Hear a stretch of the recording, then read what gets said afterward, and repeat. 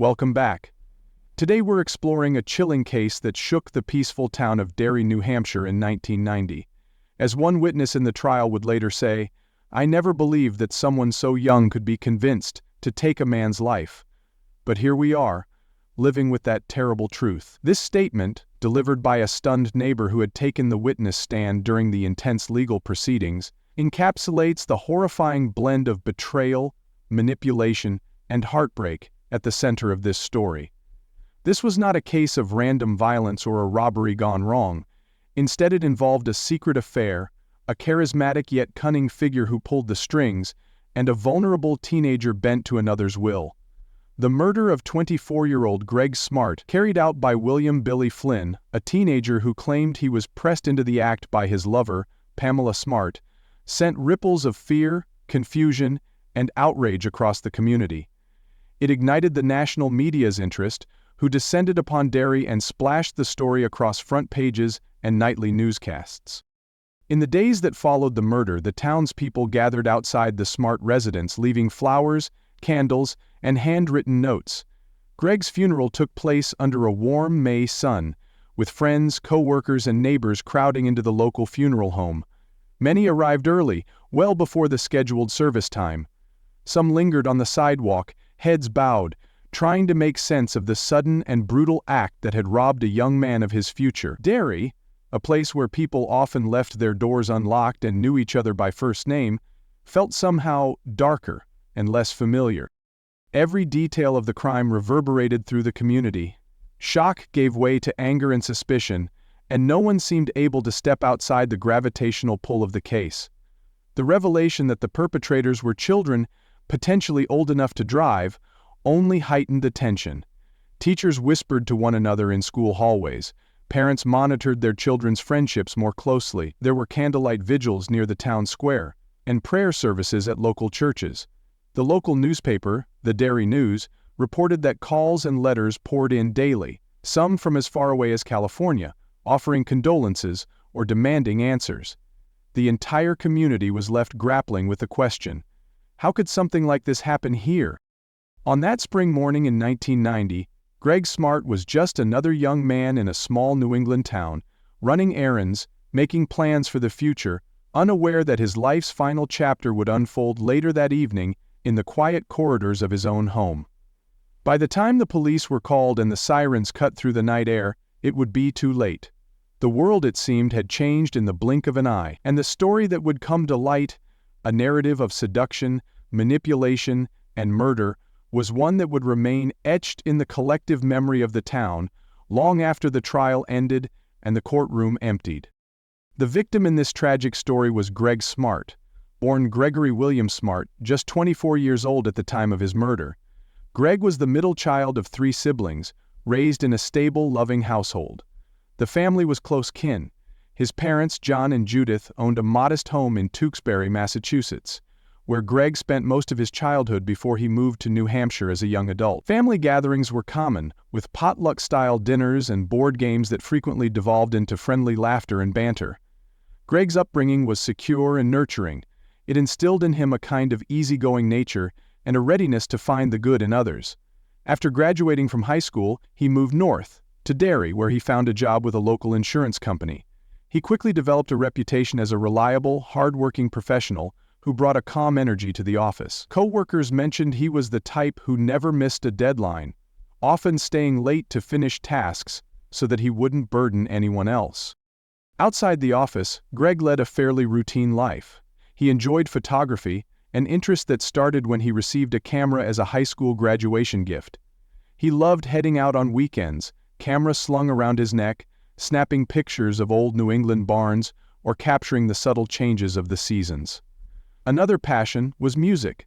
In high school, he had fronted a small rock band with friends. While he no longer performed regularly, he could still be found tinkering with his guitar at home, playing classic rock riffs or buying tickets to concerts whenever a favorite band toured nearby. During his lunch breaks, he sometimes browsed local record shops, chatting amiably with store clerks about new album releases. His teachers from high school recalled that Greg was never the star student who grabbed the spotlight, but he was a steady, kind presence in the classroom.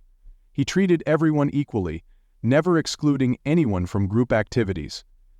Friends remember him as open-hearted, a guy who'd give you a ride in the rain without a second thought, or lend you $20 if you were short on lunch money. Though not a standout athlete, he played on the school's intramural teams, enjoying the camaraderie more than the competition.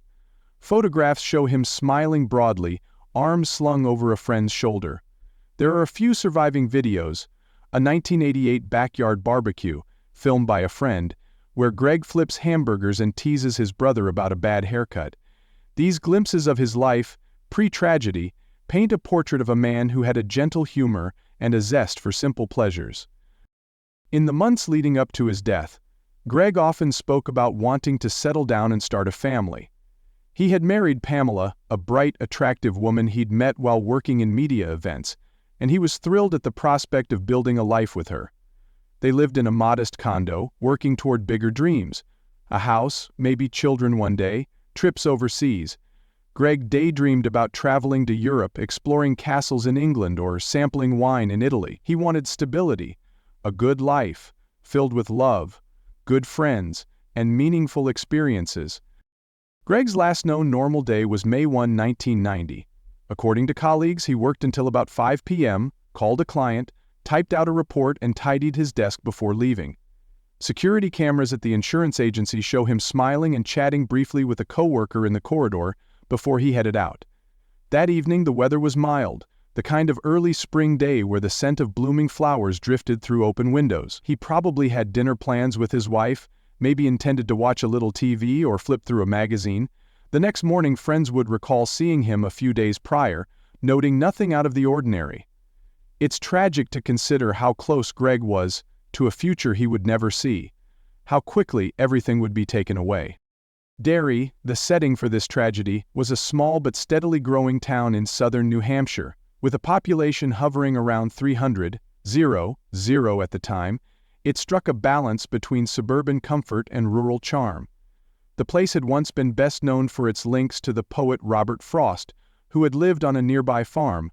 Visitors would sometimes stop to take in the historical markers, snapping photographs of the old homesteads and scenic rolling fields. Along the main streets one would find a scattering of local businesses: a family-owned bakery, a few hardware stores, a diner that had been around since the 1950s, serving fluffy pancakes and strong coffee. It was the kind of town where people nodded hello to strangers, and where high school sports events still drew crowds. At the center of Derry were a few key landmarks: the municipal building, the old opera house converted into a community theater, and a public library with a beautiful brick facade dating back to the early 20th century. These landmarks, though modest, created a sense of place and continuity. The Smart condo was located in a reasonably quiet part of town, not too far from a small shopping center, and close to the main road leading toward Interstate 93. The neighborhoods were neatly arranged, houses painted in pastel hues, front lawns trimmed, and American flags waving in the breeze. The crime scene, a simple, unassuming condo, contrasted sharply with the tranquility that surrounded it. The weather leading up to that fateful May day had been mild and pleasant, with occasional patches of rain giving way to sunshine. By 7 p.m. on May 1, 1990, the temperature hovered around the mid-50s Fahrenheit, and the skies were mostly clear. Map-wise, Derry sits in Rockingham County, not far from the Massachusetts border. This proximity to larger cities meant residents could commute to work or venture out for entertainment, yet still return home to a quieter environment in the evenings. Before the murder, Derry's crime rate was relatively low, mostly small infractions. Violent crime was rare, and certainly not something involving a calculated plot, like the one that would soon be uncovered. When Greg's murder hit the headlines, the local community felt as if their cherished sense of security had been ripped away overnight. The tragedy, occurring in a seemingly average neighborhood, sparked fear. If this could happen here, it could happen anywhere. Derry's residents found themselves scrutinizing every detail. Who were these people? Why did this happen? The local landmarks took on a darker cast as reporters descended, vans parked near the crime scene, and camera crews set up on sidewalks previously used for children's hopscotch games. In time, everyone would remember exactly where they were when they heard about Greg Smart's death. At the heart of all this stood the Smart family, and the network of relationships that had shaped Greg's short life. Greg came from a family of 5. There were his parents, John and Judith, both hard-working individuals who instilled in their children the value of honesty and integrity. John had worked for a manufacturing company for decades. Judith ran a small home business, selling craft items. They were not wealthy by any means, but they got by comfortably, providing for their 3 children and giving them the tools to succeed. Greg's older brother Joseph was a couple of years Greg's senior, already married and living in Massachusetts. His younger sister Andrea was finishing her college education, considering a career in education. Greg spoke to his siblings often, sometimes calling just to chat about nothing in particular. The 3 siblings visited each other for holidays, birthdays, and the occasional weekend barbecue. Within the Smart family, affection was not just expressed verbally, but through acts of kindness, helping one another move to new apartments, cooking meals, lending money if needed. Greg's relationship with his parents remained close even after he moved to Derry. He would drive down to Massachusetts once a month or so, sharing Sunday dinner. His father remembered Greg's eagerness to settle into a stable adult life. He was proud that Greg had found a steady job in insurance, a secure and respectable profession. His mother, who had a knack for reading people, always said Greg was a gentle soul. In letters saved by the family, Greg wrote about making plans for the future, improving his photography skills, maybe even turning it into a side business one day. He met Pamela Smart through a mutual acquaintance at a New Year's Eve party a couple of years before the murder. Pamela, originally from Florida, had a bright smile and big ambitions. They married in 1989, excitedly making their way in life as newlyweds. The wedding was a modest affair. Family and close friends gathered in a local hall, sharing laughter and dancing to a small hired band. Photographs show Greg laughing, holding Pamela's hand, looking forward to the life ahead of them. Inside the Smart home, daily routines were not too different from any working couple in their 20s. Greg would wake early, often around 6:30 a.m., shower, and head out to the insurance office. Pamela worked as a media coordinator at a local high school. By evening, they would reconvene, share a meal at their small dining table, and sometimes watch TV or go out for ice cream if the weather was good. On weekends, Greg might mow the lawn or wash the car, while Pamela caught up on grading student work or planning events at school. They had recently hosted Easter brunch for Greg's parents, an event now immortalized in family photographs showing Greg carving a ham, smiling as his father teased him about his cooking skills. Prior to Greg's death, there were no major family traumas or conflicts that outsiders knew of. On the surface, all seemed well. They were seen as a nice, normal couple on the rise. The family's economic situation was solid, not extravagant. Everyone in the Smart circle seemed to get along. The family held a decent standing in the community. Decent, that is, until the tragedy that changed everything. After Greg's murder, family members found themselves under the harsh glare of national media attention. They struggled with grief, trying to remember the good times, clinging to the hope that justice would be served. The anger and disbelief they felt, knowing Greg's life was cut short in his own home, weighed heavily on them. Every photograph taken before May 1, 1990, was now a reminder of what the world had lost. In the weeks leading up to the crime, the town went about its business as usual. Greg's last known normal day followed a pattern: wake early, head to work, and return home in the evening. Witnesses saw him at the office on May 1, 1990, diligently finishing paperwork and chatting amiably with coworkers. Phone records show Greg placed a call at 4:45 p.m. to confirm a client meeting later that week. Nothing in his tone or behavior suggested any unease or concern. Security cameras in the building's lobby captured Greg leaving at 5:02 p.m., dressed in a casual sports jacket, a small smile on his face as he exchanged a last word with a colleague. During the day leading up to the murder, it had been partly cloudy with temperatures in the low 60s. Derry's streets were calm, children playing after school, neighbors watering their lawns. Greg's neighbor Susan Murphy testified later that she saw Greg's car pull into the driveway around 5:30 p.m. She waved, and he waved back, a gesture so routine it barely registered at the time. Another neighbor, who later gave a statement to the police, recalled seeing Greg bring in the mail, then disappear into his home.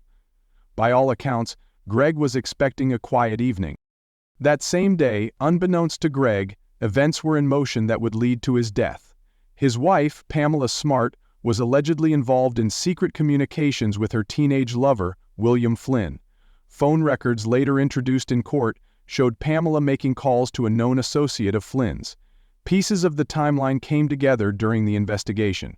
On April 30 and May 1, calls pinged between Pamela's home number and that of a friend who connected her to the teen assassins. Social media was not as ubiquitous then, but there were notes, letters, and whispered conversations that pointed to a plot forming just beneath the surface. Witnesses would later claim to have seen a teenage boy loitering near the Smart home that evening, dressed in dark clothing, a baseball cap pulled low over his face. If this was Flynn, he was making the final checks before committing the unthinkable. The timeline of the last 24 hours became crucial during the trial. Investigators pieced together surveillance footage from local convenience stores. At 7:15 p.m., a store's CCTV camera captured a teenage boy, matching Flynn's description, buying a pack of gum. The weather had shifted slightly by nightfall, a light breeze picking up, rustling the trees outside the Smart residence. Expert analysis of phone records showed a flurry of calls between 6 p.m. and 8 p.m. Pamela's statements to police changed over time, first claiming ignorance, then providing partial truths. One of Greg's friends recalled trying to call him around 7:30 p.m. to discuss weekend plans. The phone rang without answer. Investigators would later learn this was around the crucial window of opportunity the killers had chosen. As night fell, the stage was set. The normalcy of Greg's last day, his steady work routine, his neighborly gestures, the breeze through the quiet streets, served as a cruel counterpoint to what was coming. This was the lull before the storm. An ordinary Tuesday night that would be transformed into a flashpoint of violence, leaving an innocent man dead and an entire community in disbelief. Central to this crime was William "Billy" Flynn, the teenage perpetrator who pulled the trigger. Flynn was only 16 at the time. He hailed from Seabrook, a nearby coastal town known for its power plant and summertime tourists. Flynn's family background was less stable than Greg's. His parents struggled to maintain a cohesive family unit, resulting in a somewhat chaotic home environment. He bounced between living with different relatives at times, and while there was no glaring incident that would predict his future crime, there were subtle warning signs. Teachers from the public high school he attended described him as polite but somewhat withdrawn. He was not a standout student, hovering around average grades, though he showed some talent in shop class and mechanical tasks. He enjoyed tinkering with old bicycles and would sometimes help neighbors fix small appliances, charging a nominal fee that he saved up for buying secondhand clothes and music tapes. Flynn's social circle included a few friends who shared his interest in heavy metal music and skateboarding. The group sometimes hung out in deserted parking lots, practicing kickflips and scribbling band names on their backpacks. There are no official records of major delinquent behavior before the murder, but some neighbors recalled minor pranks or late-night mischief, harmless teenager stuff. Or so it seemed at the time. At home, disagreements between his parents often created tension. According to a family acquaintance who later gave a statement, Flynn sometimes seemed hungry for guidance, admiration, or attention, something he might have lacked in a stable, nurturing form. In terms of education, Flynn attended the same high school where Pamela Smart worked as a media coordinator. He was a sophomore who drifted through classes, not making much of a mark academically. His online presence was virtually non-existent at the time, given that the early 1990s were still the pre-internet era for most households. However, he did keep a few journals and wrote letters to friends, some of which were introduced as evidence during the trial. These revealed a restless mind, prone to romanticizing certain figures in his life. In the months leading up to the crime, Flynn's behavior began to change under the influence of Pamela Smart. She introduced him to new music, flattered his ego, and gradually pulled him into her world. Psychological profiles crafted by experts during the trial would later suggest that Flynn was impressionable, searching for identity and validation. Pamela Smart, older and more experienced, seemed glamorous to him. She stood out from the adult figures he knew. She listened to him, confided in him, made him feel special. In videotape testimony, Flynn claimed that Pamela told him repeatedly that her husband Greg was abusive, that she was trapped and miserable. While no direct evidence corroborated these claims, they were effective enough for Flynn to rationalize what was being asked of him. Flynn had no known prior violent incidents. He did not have a juvenile record of assault or weapon possession. This made his sudden leap to murder all the more startling. Investigators and psychologists attributed this radical shift to Pamela's manipulation and a romantic ideal Flynn constructed in his head. He convinced himself that by killing Greg, he would free Pamela and prove his love for her. This twisted logic fed into a narrative that Flynn, still psychologically malleable, embraced wholeheartedly. Before the crime, Flynn spent some time practicing with a borrowed handgun. Friends later testified that he had talked vaguely about doing something big, but never elaborated. His known behaviors included hanging out at the local arcade, smoking cigarettes and daydreaming about running away. Yet beneath the teenage bravado, he was insecure, anxious about his looks and future. Pamela Smart offered him a vision of adulthood that was thrilling. She was older, married, and confident. That someone like her would turn to him for help must have seemed extraordinary, validating his existence in a way he had never experienced. The relationship between Flynn and Greg Smart was indirect. Flynn knew Greg only as the husband of the woman he was seeing. He likely viewed Greg as an obstacle, a problem to be removed. Flynn's trial testimony provided chilling insight into his mindset. "I did it because I was told that if I loved her, I would do this. She said we'd be together after."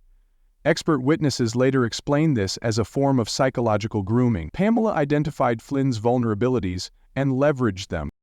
In the end, Flynn's young age and lack of prior violent behavior complicated the legal and moral narrative. Was he a mastermind or a pawn? The jury would eventually have to weigh his actions against his immaturity and manipulation by Pamela Smart. But at the moment he stepped into that condo on May 1, 1990, armed and ready to kill, all these complexities boiled down to a simple, horrific truth. He was about to end an innocent man's life. On the night of May 1, 1990, the crime unfolded with deadly efficiency. Greg Smart, arriving home around 5:30 p.m., had no inkling of the danger lurking. The house was a modest condo, rooms neatly arranged, not the kind of place one would associate with violent crime. Sometime between 8 p.m. and 9 p.m., William Flynn and an accomplice slipped into the Smart home. According to later testimony, they entered through the unlocked front door. Flynn carried a second .38 caliber revolver. The lights inside were dim and the television murmured softly. CCTV footage from a nearby convenience store placed Flynn in the neighborhood around 7:15 p.m. Phone records indicate a call placed from Pamela Smart's location at around the same time, possibly confirming that Greg was home and vulnerable. Weather conditions outside were mild, the streets quiet under a pale moonlight. Witnesses in neighboring homes would later recall hearing what sounded like a scuffle or a muffled argument, though no one at the time recognized it as the prelude to murder. By 9 p.m. the deed was done. Flynn confronted Greg in the hallway near the front door. The exact timeline was reconstructed from forensic analysis and conflicting testimonies, but the consensus was that Greg Smart was caught off guard. There were no defensive wounds on his body, suggesting he had little time to react. The single gunshot that ended Greg's life echoed in the confined space. Physical evidence included a bullet casing found near the kitchen counter, a partial footprint near the entryway, and faint traces of gunpowder on Flynn's clothing later recovered. Crime scene photographs showed Greg lying face down on the floor, dressed in his work slacks and a collared shirt, a tragically ordinary outfit for his final moments. The furniture was largely undisturbed, suggesting the attack was quick and targeted. No valuables were taken, and the condo was not ransacked. This indicated the motive was murder, pure and simple. After the shooting, Flynn and his accomplice fled. Records show they returned to Seabrook that night. Phone calls between Pamela Smart and the teenage conspirators would surface later, corroborating the theory that Pamela had orchestrated the murder. Forensic analysis matched the bullet to a gun that witnesses testified Flynn had shown them days prior. A neighbor's security camera picked up the sound of a car driving off around 9:15 p.m. The weather remained calm, but to the trained eye, the crime scene told a stormy story of betrayal and violence. When police arrived after Pamela reported finding her husband shot, they noted her oddly calm demeanor. Officer statements revealed that Pamela showed less emotion than expected of a grieving spouse. In the days that followed, The phone records, partial fingerprints, and testimonies from frightened teenage accomplices started to form a narrative. Greg Smart's murder was not random. It was the final step in a cold, calculated plan. Initial evidence collection took place under bright halogen lights as investigators combed through the condo. They bagged the bullet casing, photographed shoe prints on the entry mat, and dusted for fingerprints along doorknobs and countertops. Greg's body was removed by paramedics around midnight, and an autopsy later confirmed the cause of death as a gunshot wound to the head. CCTV footage from nearby establishments, along with phone records and witness accounts, helped police form a partial timeline. They identified William Flynn as a suspect within days. Surveillance footage did not show the crime itself but placed Flynn in the vicinity. His known association with Pamela Smart, who became a suspect when inconsistencies emerged in her statements, connected the dots. Slowly, the puzzle pieces aligned, revealing a shocking murder-for-hire scheme orchestrated not by a hardened criminal, but by a high school media coordinator, using teenage students to kill her husband. The investigation began as soon as first responders arrived at the Smart residence, shortly after Pamela's frantic phone call. Police cordoned off the scene, preserving evidence. Neighbors peered from behind curtains as blue and red lights illuminated the street. Officers went door to door, asking if anyone saw something unusual. Many remembered seeing a strange teenage boy in the area that evening. Others recalled cars idling where they normally wouldn't. The community, now in a state of disbelief, began cooperating fully with authorities, desperate to see justice done. Forensic experts analyzed the crime scene meticulously. The bullet retrieved matched a particular type sold at local gun shops, prompting investigators to check sales records. Fingerprint lifts from the doorknob and phone were examined. Clothing fibers were collected. Although technology was not as advanced as it is today, police still had robust forensic methods at their disposal. Blood splatter patterns and the lack of signs of forced entry suggested that the killers either entered through an unlocked door or were let in by someone inside. As leads developed, detectives interviewed Pamela Smart multiple times. Initially, she wept, proclaiming her innocence in shock, but investigators noted her story changed slightly in subsequent interviews. They requested her phone records and discovered suspicious calls to Flynn's associates. This prompted them to question teenage witnesses who were close to Flynn. Under pressure, these young witnesses began to talk, weaving a tale of a secret affair between Pamela and Flynn, and a murder plot hatched in hushed conversations behind closed doors. Expert opinions were sought. A local psychologist consulted by the prosecution explained to reporters that Flynn, at 16, might have been easily manipulated by an older woman he admired. The community turned out in droves for candlelight vigils, holding photographs of Greg and demanding answers. Media coverage soared. Newspaper headlines called it the teacher-student murder scandal, though Pamela was not a teacher but a media coordinator. Television crews camped outside the courthouse and the Smart residence, broadcasting the latest developments nationwide. As the days turned to weeks, police pieced together a solid case. They arrested Flynn and his accomplices. They arrested Pamela Smart as well, charging her with conspiracy to commit murder. The announcement was made in a televised press conference, where a police spokesman said, "We believe we have the individuals responsible for this heinous crime in custody." The community breathed a sigh of relief, but also felt a deep sadness. Nothing would bring Greg Smart back. In court filings, prosecutors meticulously laid out the timeline. They included transcripts of phone calls, partial confessions from the teenage perpetrators, and forensic evidence linking the bullet to Flynn's gun. Witness interviews provided the emotional context. One teenager testified that Pamela talked about killing her husband like it was the only way out. Another said Flynn was head over heels and would do anything she asked. Media coverage excerpted these confessions, shocking a nation that wondered how a seemingly normal woman could orchestrate such violence through vulnerable minors. The legal proceedings that followed were highly publicized, turning the quiet town of Derry into a media circus. William Flynn was arrested first, as physical evidence and witness testimonies pointed straight to him as the gunman. Police reports mentioned the day of the arrest, June 11, 1990, at 4:30 p.m. Flynn was found at a friend's house, looking pale and nervous. Officers handcuffed him and read him his rights. Soon after, the other teenage accomplices were brought in. Pamela Smart's arrest came after a careful gathering of evidence. On August 1, 1990, she was escorted out of her workplace by officers, charged with being an accomplice to murder. The charges against the teens included first-degree murder for Flynn and his direct accomplices. Pamela Smart faced a charge of being an accomplice to first-degree murder and conspiracy to commit murder. Pre-trial hearings drew massive crowds. Defense attorneys for the teenagers argued their clients were manipulated by Pamela, who wielded emotional and sexual control over them. Expert testimonies included psychologists who detailed how minors could be coerced or influenced by adults. The prosecution, meanwhile, focused on the brutality of the act and the fact that no one forced Flynn to pull the trigger. They highlighted the victim's innocence and the callousness of robbing Greg Smart of his life. Court sessions were held at the Rockingham County Superior Court. Each day, news vans lined the street. Inside, witnesses took the stand. William Flynn's testimony was perhaps the most anticipated. On the stand, he spoke softly, explaining how Pamela Smart had allegedly told him that Greg was abusive and needed to be taken care of. He admitted to pulling the trigger, tears rolling down his cheeks. He delivered the now infamous quote, "I loved her, and she told me the only way to have her was to get rid of him." Pamela Smart's defense team attempted to cast doubt on the credibility of teenage testimonies, arguing that they were shifting blame to avoid harsher sentences.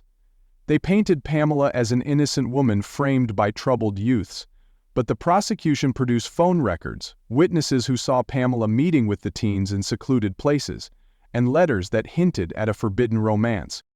Expert testimonies from ballistic specialists, forensic analysts, and psychologists filled the courtroom with technical detail. The pathologist who performed Greg's autopsy described the fatal wound. The gun expert showed how the bullet matched Flynn's weapon. A handwriting analyst confirmed notes exchanged between Pamela and the teenagers.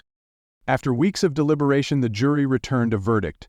Pamela Smart was found guilty of accomplice to first-degree murder and conspiracy, receiving a life sentence without the possibility of parole. Flynn and the other teens, tried as adults despite their young ages, were also found guilty but given the possibility of parole after many years. Sentencing took place in 1991.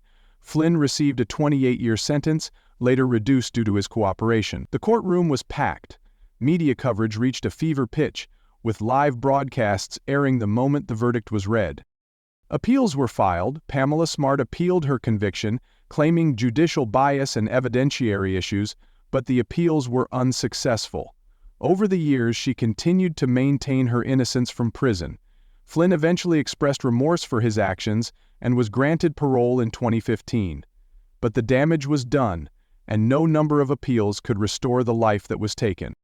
The impact and aftermath of Greg Smart's murder resonated far beyond Derry. The town struggled to move forward after such a high-profile crime.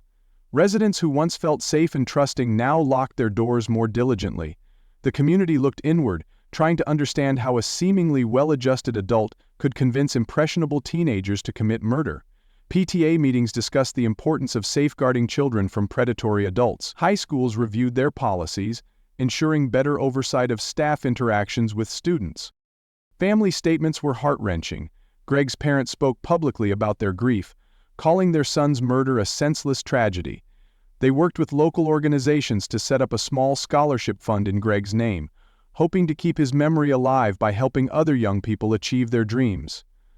Legislative changes were proposed in New Hampshire to strengthen penalties for adults who exploit minors in the commission of crimes. While not all proposals passed, the case sparked a broader conversation about the vulnerabilities of teenagers and the responsibilities of adults who hold positions of trust. Memorial services were held annually for a time. At these gatherings, people lit candles, read poems, and remembered Greg Smart not as a victim, but as a kind soul who had his life stolen.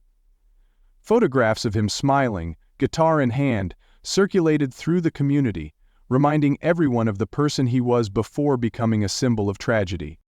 The legacy of the case lingers in popular culture. Books, movies, and documentaries retold the story from various angles. Some portray Pamela Smart as a cunning manipulator. Others examine the psychological vulnerabilities of Flynn and his friends. Debate continues in comment sections of online forums and social media posts. New evidence never truly emerged to exonerate Pamela Smart or shift the narrative substantially, but the passage of time allowed for more nuanced understandings of the psychological pressures at play. In Derry, some subtle changes took hold. Neighbors became more vigilant. Schools increased training for staff on recognizing inappropriate relationships. The support systems created included counseling for students who felt uncomfortable with adult authority figures, and hotlines where teenagers could report suspicious behavior. Victim advocacy groups used Greg Smart's case as an example, highlighting the need for early intervention when minors seem to be influenced by dangerous adults. Long-term effects included a heightened awareness of how emotional manipulation can escalate into violence. The case served as a cautionary tale. Over the years, many true crime enthusiasts and concerned parents revisited the details, using it to discuss healthy relationships, boundaries, and the importance of critical thinking in young people. Some community members formed mentorship programs to guide at-risk youth, giving them positive role models who would never lead them astray. Currently, decades later, Pamela Smart remains incarcerated, her appeals exhausted. William Flynn lives a quiet life after parole, maintaining a low profile. The community of Derry has largely moved on, though the memory still flickers in the collective consciousness. The scholarship fund in Greg's memory continues to help a few students each year, ensuring that something positive endures. As we reflect on these events, let's remember the key points: a young man's life cut short, a community shaken, a sensational trial that drew national attention, and a cautionary lesson about the power of manipulation. The murder of Greg Smart stands as a stark reminder that the quietest of towns can harbor deadly secrets, and that trust, once broken, leaves scars not easily healed. Don't forget to like and subscribe for more true crime stories, and tell us in the comments what you think. Do cases like this, where a seemingly ordinary person orchestrates a crime through vulnerable teenagers, change your perspective on the safety of your own community? Also consider checking out related cases, such as the Betty Broderick and Diane Downs cases, where shocking domestic crimes also grip the public's imagination. We encourage you to join the discussion and share your thoughts on this and other complex true crime stories.